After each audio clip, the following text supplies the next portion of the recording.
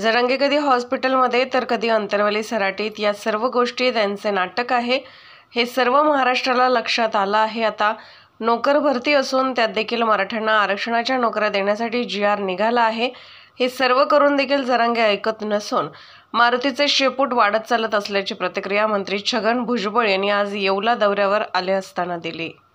कोण त्याचा घात करेल आणि काय तुम्ही त्याचं घेऊन बसला? तो एका क्षणाला हॉस्पिटलमध्ये असतो, परत तिकडं अंतरवाली सराटीला धावतो, परत म्हणतो मी हे करीत, परत म्हणतो माझ्या छातीत कळ, परत चालला हॉस्पिटल. काय त्याचं घेऊन बसलेलं आहे?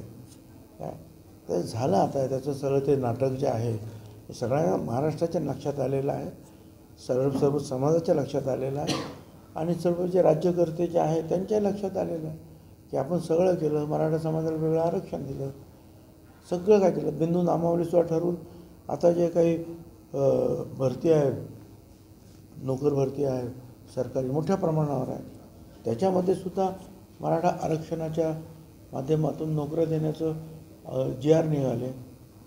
आता हे सगळं करून जर ते ऐकत नसतील तर ते आणि ते न ऐकणारे ते मारुतीचे शेपूट आहे ते वाढणार आहे.